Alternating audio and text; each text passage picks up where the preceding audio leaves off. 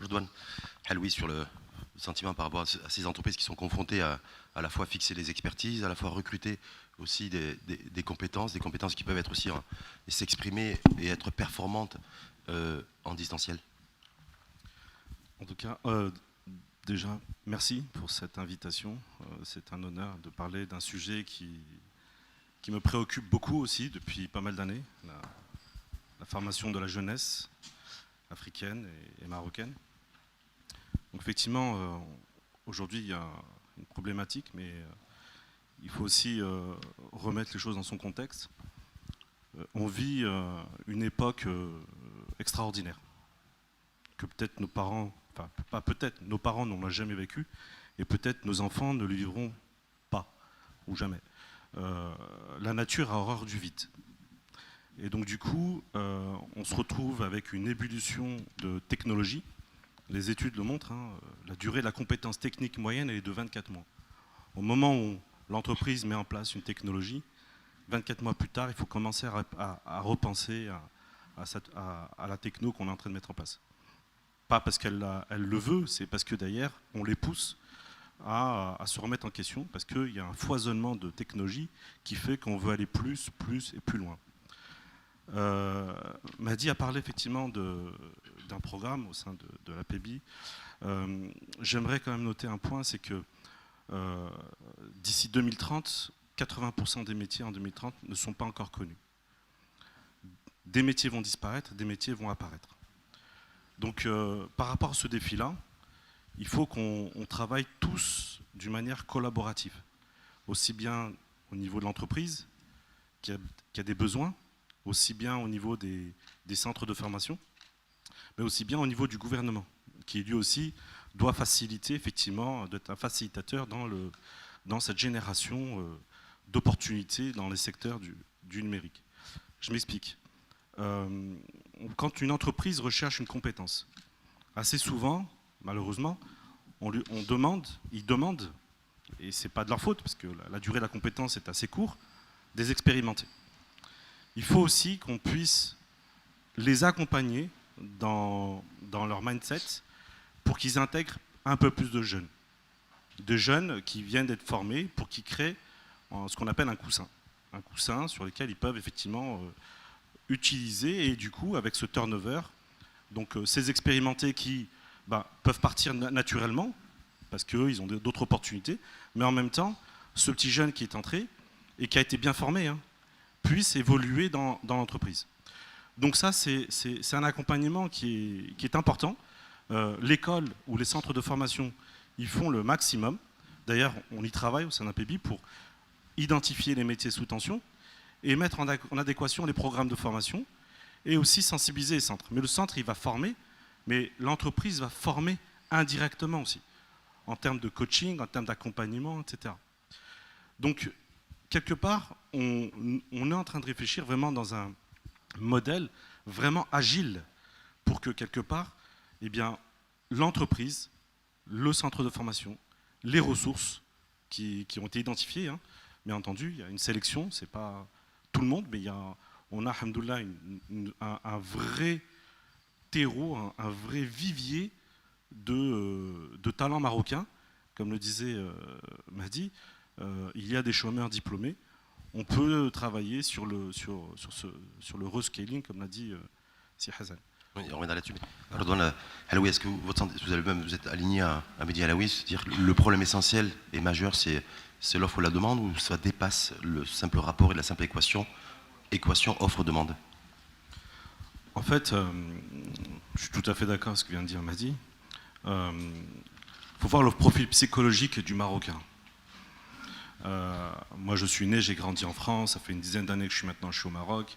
J'ai une vision biculturelle, en fait, entre le monde salarial entrepreneurial et le monde salarial entrepreneurial des deux pays. En France, on apprend, on applique et on exécute. Et on n'essaie pas de broncher. Broncher au sens un peu rebelle, quoi. Au Maroc, on a dans notre ADN, on est un peu des commerçants, quoi. Faut le dire.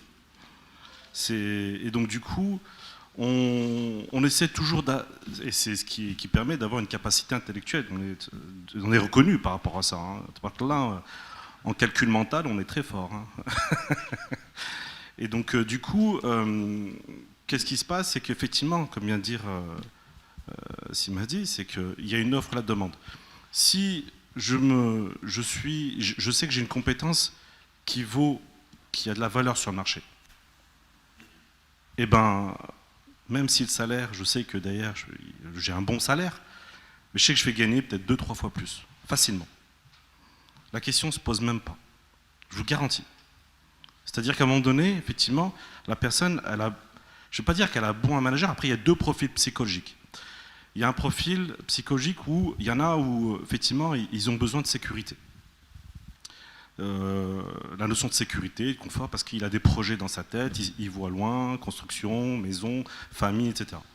Il ne va pas faire le pas. Il préfère, mais il faut lui donner, au moins au niveau salaire et au niveau reconnaissance. S'il n'a pas ces deux-là, c'est clair qu'il va basculer. Même celui-là, il va basculer. Et puis, il y a l'autre profil psychologique, celui-là, il sait que c'est l'argent. C'est que derrière, parce que c'est le côté commerçant qui ressort et que derrière, il sait qu'il vaut une certaine valeur sur le marché. Donc effectivement, il y a l'offre et la demande, donc c'est là où effectivement, ce que vient de dire Siamadi, c'est qu'effectivement, il faut générer des compétences et des talents sur le marché, quitte à même aller, parce qu'aujourd'hui, la durée de la compétence technique est de 24 mois, et je rebondis sur ce que vous avez dit tout à l'heure, l'anticipation. Vous ne pourrez pas y arriver seul. C'est un pendant de travail du meilleur collaboratif. C'est ce qu'on essaie de faire au niveau de la PEBI, c'est effectivement de mettre en place donc des chantiers, des comités de brainstorming. On a même vu des startups de Marocains qui ont mis en place une solution basée sur l'intelligence artificielle qui permet de remonter les métiers sous tension de manière à pouvoir anticiper. Donc c'est important de travailler tous ensemble. On n'a pas le choix. On est 35 millions d'habitants, on n'est pas l'Inde, on n'est pas la Chine, on n'est pas les États-Unis, mais on a un vivier de talents, de compétences, où là, on est reconnu au niveau mondial. Quand on vient nous chercher, on ne vient pas nous chercher pour le low cost, on vient nous chercher parce qu'on a un vrai mindset, un vrai brain. Donc voilà. Redonne à Louis sur l'enjeu marque employeur. Est-ce que c'est un déterminant aussi pour attirer plus facilement, j'ai envie de dire, des compétences et des expertises IT? Moi, je dirais, plus que la marque employeur, la marque Maroc. Maroc, il est reconnu au niveau international de ses compétences. Je reviens juste, ensuite je répondrai à votre question sur ce que vient de dire Hassan, notamment sur la partie alternance. En fait, il faut distinguer deux choses.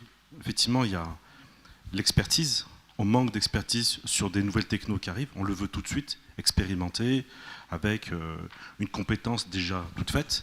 Donc, non pas que formée, c'est-à-dire qu'il a de l'expérience aussi, parce qu'on n'a pas le temps. Et ça, il y a des axes je dirais, des solutions. Si on ne le trouve pas au Maroc, on peut le trouver ailleurs. Donc c'est là où le gouvernement peut faciliter, mettre en place, comme l'a fait la France, des visas talents, mais à la marocaine. Parce qu'on est quand même sur un continent africain, on est sur le continent africain, et il y a des talents qu'on peut capter. Ça, c'est une chose. Donc ça, c'est la partie expertise. La partie alternance et jeunes. Si on se dit, effectivement, on met en place la notion de stagiaire et d'alternance. Il faut une conduite de changement au niveau des entreprises. C'est-à-dire que dans l'esprit du patron de l'entreprise, qu'il accepte, pas que lui, même à différents niveaux. Il faut des tuteurs, il faut accompagner. Parce qu'un stagiaire, il rentre dans l'entreprise et qu'il soit mis sur le côté, c'est une perte de temps pour le stagiaire et c'est une perte d'énergie pour l'entreprise.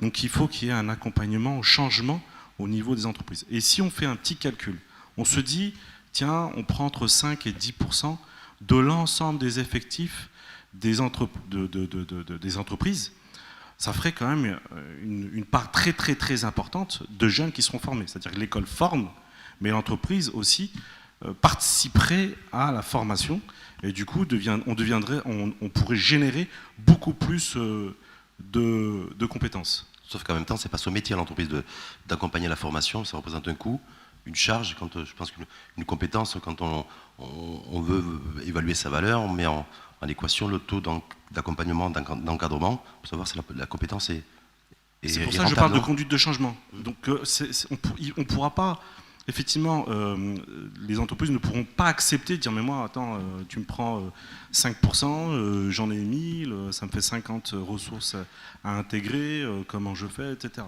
Donc c'est là où il faut qu'il y ait un accompagnement, là, plutôt à un haut niveau, au niveau des fédérations, au niveau du gouvernement, pour qu'il y ait des incentives, pour qu'on facilite effectivement l'insertion en termes d'équipement, en termes de formation des tuteurs pour accompagner ce jeune, parce qu'on n'a pas le choix. On n'a pas le choix. Les écoles et les centres de formation ne pourront pas à eux seuls générer. Il faut aussi que si on veut accélérer la montée en compétences rapide, c'est à l'intérieur de l'entreprise. Pardon, Louis, un peu là-dessus, sur les enjeux d'avenir, parce que une question sur laquelle je souhaiterais faire circuler à chacun d'entre vous sur. D'ailleurs, Hassan Baïch parlait de Digital Nation, on a vu beaucoup de pays prendre le lead là-dessus, y compris des pays du continent. Est-ce qu'on a besoin nécessairement aussi de mettre le Maroc sur un curseur en matière de positionnement, IT, compétences, talents? Ah bah complètement. Aujourd'hui, on est, rien qu'en termes de positionnement, position géographique, au niveau de l'Europe et au niveau de l'Afrique, mais pas que.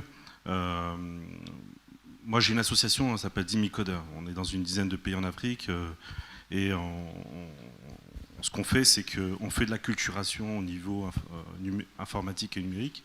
On sensibilise les jeunes et on les oriente vers les métiers. Pour une raison simple, parce qu'aujourd'hui il y a vraiment une problématique, je dirais, de fixer les populations, parce que les jeunes veulent partir en Europe, vers le nord, et malheureusement ça crée des drames en mer. Et donc du coup, on fait de la sensibilisation. Maintenant, le Maroc, il faut revoir un petit peu, prendre du recul et voir ce qui a été entrepris depuis 2006 avec la mise en place du plan offshoring, la formation.